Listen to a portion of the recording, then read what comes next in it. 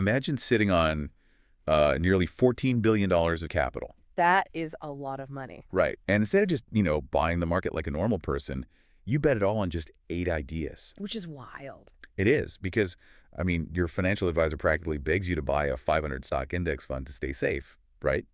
But one of Wall Street's most famous snipers is doing the exact opposite.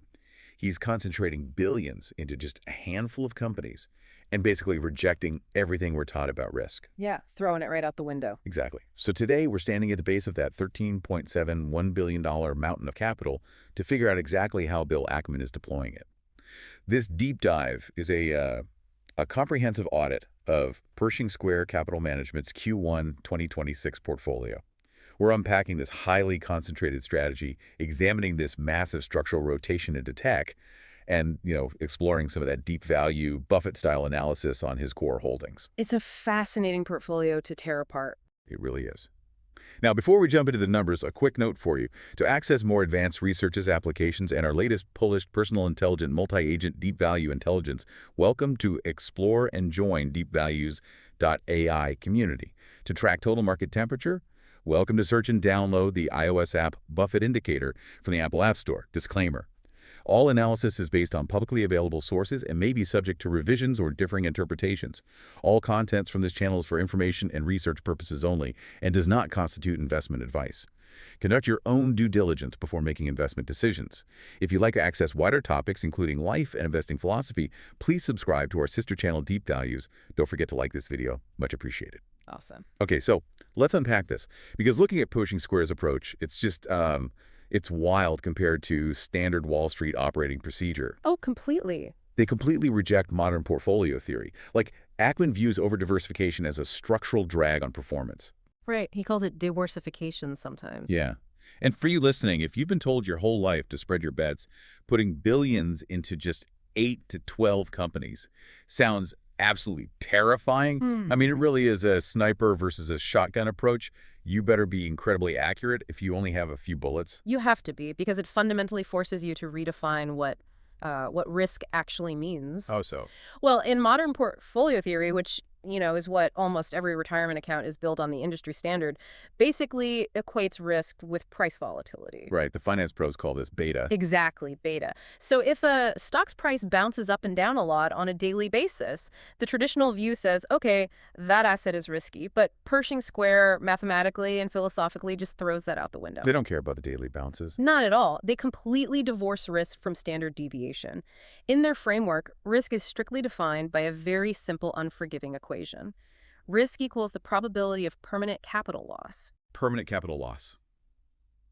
So, meaning the business actually fails, right? Like the underlying economic engine fundamentally breaks, or they literally go bankrupt. Right.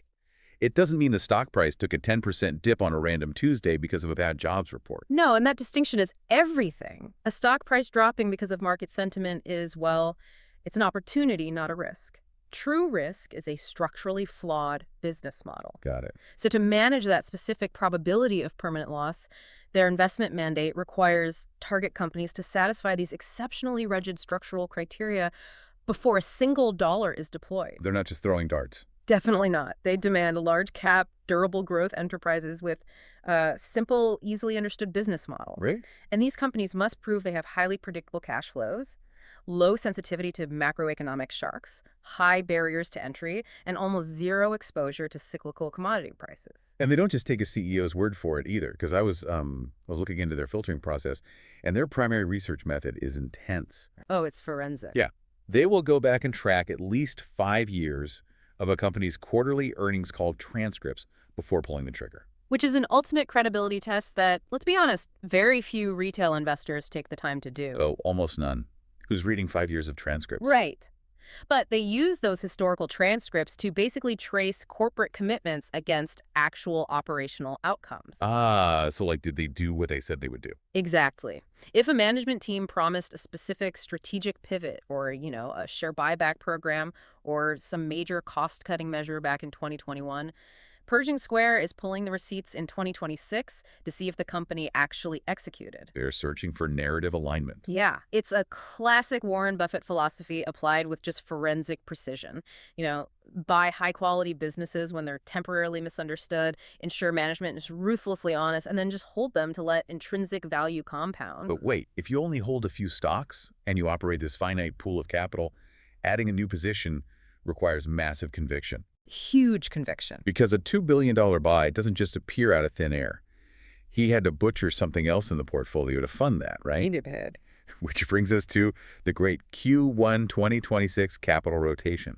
The quarter ending March 31 was marked by this massive thematic pivot toward dominant technology platforms. The big hyperscalers. Yeah.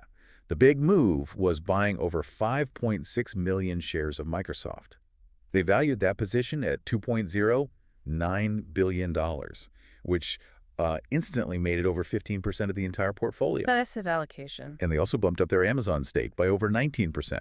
So where exactly did that mountain of cash come from? Well, it came from utilizing what we can basically think of as an internal ATM strategy. An ATM strategy? Yeah.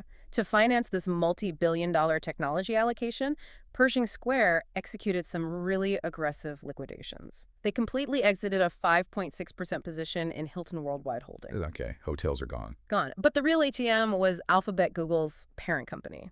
They slashed their massive stake in Alphabet by roughly 95%. Wait. Reducing a position in one of the most powerful tech companies on Earth by 95% sounds like a screaming red flag. It does sound like one, yeah. Were they suddenly panicking about Google's future? Like maybe the threat of AI disrupting traditional search. It's tempting to think that, but the underlying logic is much more mechanical than panic. This wasn't really a bearish bet on Google's fundamentals. Really? No, I mean, Alphabet is still widely recognized as having this virtually impenetrable economic moat in its search division. But context matters here. Alphabet had experienced basically a parabolic price run-up throughout 2024 and 2025. Oh, so it just got too expensive. It was performing flawlessly, and as a result, it was fully valued by the market. And because Ackman operates that finite capital base we talked about, a fully valued Alphabet became a highly liquid source of cash. I see. They monetized a great company that was priced perfectly to fund a contrarian bet on a great company that was priced poorly. Calling a $2 billion bet on Microsoft contrarian sounds like a complete oxymoron to me. I mean, it's Microsoft. I know, it sounds crazy, but look at the exact timing of the trade. Okay. They initiated this massive position in February 2026, right after Microsoft stock took a beating following its fiscal second quarter earnings. Oh, right, the big tech sell-off. Yeah. The broader market was in a state of panic over Microsoft's elevated capital expenditures for artificial intelligence. Everyone was freaking out about the servers. Exactly. Wall Street saw billions being poured into these AI data centers and perceived it as this massive margin threat. But Ackman looked at the exact same data and saw a temporary mispricing. He saw a discount. He saw one of the greatest software businesses in human history trading at roughly 21 times forward earnings, which was, significantly below its historical average.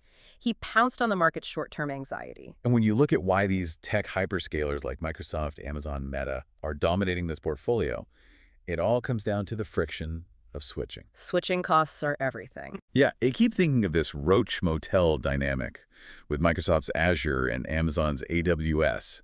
For you listening, trying to grasp the power of these cloud infrastructure models, it's like trying to replace the foundation of your house while you're still living in it. That is a terrifying thought. Right. The operational risk, the retraining costs, the sheer terror of an enterprise migrating its entire database and security framework away from AWS or Office 365 over to a competitor is just too high. Once you check in, you do not check out. And that foundation replacement analogy perfectly illustrates their pricing power. Because they can just keep bumping the rent. Because that migration is a logistical nightmare, Amazon and Microsoft can consistently raise prices without losing the enterprise customer. The switching cost is the absolute core of their wide economic moats. And the hard numbers from the sources just prove it. We're looking at. Well, look at Microsoft's profitability metrics. They are operating with a 47% operating margin and a 34% return on equity. 34%. Let's translate that 34% return on equity for the listener. That means for every single dollar of shareholder money Microsoft retains, they are generating 34 cents of pure profit in a single year. It's absurd. It kind of defies the laws of economic physics for a company valued in the trillions. It really does. And then you add to that a fortress balance sheet with a debt-to-equity ratio of just 0.22. Practically zero debt. They are essentially printing money. That is why their massive $190 billion capital expenditure budget for AI and cloud buildouts didn't scare Pershing Square at all. Right. A value investor sees that not as reckless spending, but as tightly linked necessary capital expenditure to just secure future growth. And Meta's numbers are somehow even crazier. Meta is a beast. Meta is sitting on an incredible 82% gross margin. Their return on equity and return on invested capital match perfectly at 33%. Okay. And they are operating with negative net debt. Which is an amazing position to be in. Meaning, if they had to pay off every single liability tomorrow, they literally have more cash on hand than total debt. And all of this is happening while Mark Zuckerberg is funding these massive, speculative, multi-billion-dollar bets in AI and reality labs. Because their financial fortress is built entirely on direct network effects. Over 3 billion people use their family of apps. Half the planet. Yeah, that massive user base anchors the social network, which irresistibly draws the advertisers, which creates a virtually non-disruptible channel of free cash flow. It funds the speculative future without risking the core business. Okay, so we have these tech giants providing massive invisible digital moats and printing insane amounts of free cash flow. If tech is so bulletproof, why own anything else? That's the million-dollar question. But here is where the portfolio structure gets really interesting to me. It's deliberately balanced against something entirely different. It acts as a structural barbell. The barbell strategy, yes. On one side, you have digital intangible hyperscalers. On the other side, you have hard physical tangible assets acting as an inflation hedge. We're talking about Brookfield Corporation, Howard Hughes Holdings, and Restaurant Brands International, known as QSR. And that barbell dynamic is incredibly deliberate. You have the high organic growth and high cash generation of technology perfectly counterweighted by the non-correlated hard asset valuation floors of real estate, physical infrastructure, and global franchises. I get the theory. Right. I have to push back hard here. Okay, go for it. Because I'm looking at the risk metrics on these physical assets, and they seem to completely contradict the philosophy we just established. How so? Well, we just talked about Microsoft's fortress balance sheet with practically zero debt. But look at Brookfield. It has an Altman Z-score of 0.39. Okay, let's unpack that. For you listening, a Z-score is a financial metric that measures the probability of a company going bankrupt within 2 years. Anything below a 1.8 is generally considered the distress zone. A 0.39 usually screams imminent collapse. And QSR, the parent company of Burger King and Tim Hortons, has a debt-to-equity ratio of 4.84. High leverage. Super high. Are we missing a huge red flag here? How on earth does a company with a 0.39 bankruptcy score fit the zero probability of permanent capital loss rule? It's a great question, and it seems like a glaring contradiction until you unpack the mechanics of structural leverage. Basically, how debt is designed is often more important than how much debt exists. Okay, give me an example. Let's take Brookfield. The parent holding company's balance sheet aggregates all the debt across its ecosystem, which makes the Z-score look terrifying. But that debt is primarily non-recourse asset-level project finance. What does that actually mean in plain English? It means it is tied directly to massive physical assets like a specific utility-scale renewable power grid or a toll road. Those grids operate on 15 to 20-year power purchase agreements, which are essentially inflation-linked contracts guaranteeing cash flow. Ah, so it's quarantine debt. Yes. Like, if a specific hydro plant project fails, the bank can only seize the hydro plant. The debt is contained to that specific asset. The bank cannot go after Brookfield's corporate parent company. Quarantine is the perfect way to describe it. The risk is completely isolated. And we see a similar deliberate debt strategy with QSR. With the fast food? Yeah. They carry high debt because they are executing a transition to a 99% franchise asset-light model by 2027. So they don't want to own the restaurants anymore. Exactly. They're getting rid of the operational overhead, the labor headaches, and the food cost volatility of actually running company-owned stores. Instead, their debt is serviced by highly predictable, high-margin royalties and advertising fees taken directly off the top of franchise sales. Which is way safer. Right. The sheer predictability of that royalty stream makes a higher debt load entirely manageable. Okay, so if Brookfield's debt is quarantined to its physical power plants, what happens when you apply that same localized logic to raw land? Because Ackman's other massive physical bet operates on dirt, not electricity. Howard. Let's look at Howard Hughes Holdings. This company operates master planned communities, or MPCs. The business model is a fascinating flywheel. Hmm, Land, then commercial, then cash. it's brilliant. They buy massive empty tracts of raw land just outside major cities. They sell residential plots to home builders, and then they use the cash from those land sales to build the commercial properties, the grocery stores, the offices, the retail centers within that exact same community. And that flywheel creates a localized geographic monopoly. Think about the barriers to entry here. They're huge. Competing developers simply cannot assemble thousands of contiguous acres of land adjacent to a booming metropolis like Houston or Las Vegas. They are entirely boxed out. Yeah. Howard Hughes acts almost like a private municipal government. They tightly control the supply of commercial zoning to ensure their own retail centers never face oversupply, which ruthlessly protects long-term property values and rental rates. And Ackman apparently loves this localized monopoly so much he plans to hold it forever. Forever is a long time, but yeah. Well, the stock trades around $64, but the sum of the parts intrinsic value, meaning if you actually chopped up the company and sold off all that raw land and commercial real estate piece by piece, is estimated at $118 per share. It's a massive discount. It's a classic deep value play, trading massively below its net asset value. They even spun off the more speculative entertainment assets into a new public company, Seaport Entertainment Group, where Pershing Square immediately stepped in to grab a 39.43% stake. Just to control it. Exactly, just to control its highly unique New York and Vegas waterfront real estate. It's basically an under-the-radar compounding machine built entirely on irreplaceable land, which actually provides a fascinating transition into the final puzzle pieces of the Q1 portfolio. The activism stuff. Right, the speculative activism, because this is where the strategy shifts from passively holding mature compounding machines to actively forcing turnarounds in distressed situations. Right, the turnaround plays. Uber and Hertz. Let's touch on Uber's history first, because for a long time, Uber was the ultimate poster child for setting venture capital on fire. They burned billions. They subsidized every ride just to grow, but that narrative has totally flipped. They've stopped the crazy, unprofitable acquisitions, focused on their core mobility and delivery networks, and transitioned into an absolute cash cow. Total transformation. By 2025, they hit a 12.1% return on invested capital and generated $9.8 billion in free cash flow over a 12-month period. They're literally just using that cash to buy back their own shares now. Uber figured it out. But Hertz, man, Hertz is the wild card. It is the most speculative and aggressive play in the entire portfolio by a wide margin. I am genuinely baffled by this allocation. Pershing Square bought a massive 19.8% activist stake in Hertz at an average of $3.73 per share. A huge swing. Hertz has a terrible economic moat. It operates in a brutal cyclical industry where travelers just go on a travel website and pick whatever rental car is $3 cheaper. And going back to our bankruptcy metric, it has a distress level Z-score of 0.18. It's basically flatlining. Why buy this?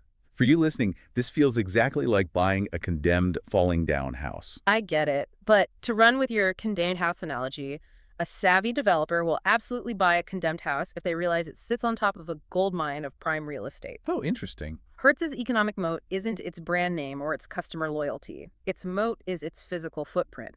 They possess an irreplaceable logistical network of 11,200 physical airport and city locations globally, alongside a $12.7 billion vehicle fleet.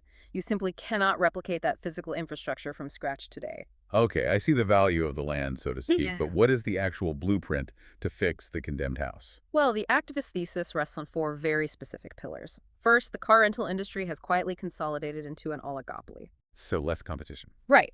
A few major players control the market, which means they no longer have to engage in a race to the bottom on pricing. Fewer competitors lead to rational pricing and higher operating margins. Makes sense. Second, Hertz is aggressively dumping its depreciating Tesla electric vehicle fleet. Wait, why did the EVs hurt them so badly? Weren't they supposed to be the future? You'd think so, but the unit economics of rental cars rely on predictable depreciation and fast turnaround times. The Teslas suffered massive, unpredictable depreciation cliffs when the manufacturer cut retail prices. Oh, they crushed the fleet value. Completely. And they had exorbitant collision repair costs that kept cars out of the rental fleet for weeks. Dumping them removes a massive operational headwind. Okay, what's pillar 3? The third pillar is installing a new, hardened turnaround management team to execute the basics of fleet management. And fourth, and this is the massive speculative catalyst, Ackman has proposed a strategic partnership directly with Uber. Oh, wow. So he is actively trying to tie his two mobility holdings together. Exactly. The proposal is for Hertz's vast physical infrastructure to serve as the logistical backbone for Uber's future autonomous vehicle fleet. Oh, man. Think of the synergy there. It's wild. Uber has the routing software, the algorithmic pricing, and the massive consumer network. Hertz has the physical maintenance bays, the airport lots, and the institutional fleet management expertise. So if they pair up. If they pair up, it massively increases the daily vehicle utilization rate for Hertz and completely rewires the unit economics of the traditional rental business. Wow. So what does this all mean when we step back and look at the entire $13.71 billion picture? Because you have a portfolio of just a few heavily concentrated positions, ranging from pristine tech monopolies to highly distressed rental car turnarounds, yet somehow it is built to withstand almost any macroeconomic shock. It truly is a masterclass in structural resilience. If you look closely, this Q1 2026 portfolio doesn't rely on successfully predicting GDP growth or inflation. No. It is entirely all-weather. If the global economy tightens, inflation stays high, and capital becomes scarce, the digital monopolies of Microsoft and Meta just keep printing billions in free cash flow and taking market share from weaker competitors. Right.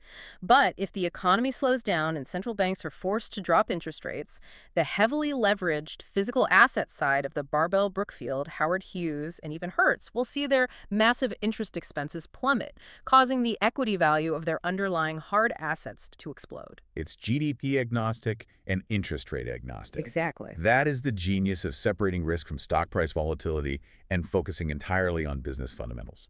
You know, going through all these sources leaves me with one final thought to ponder. What's that?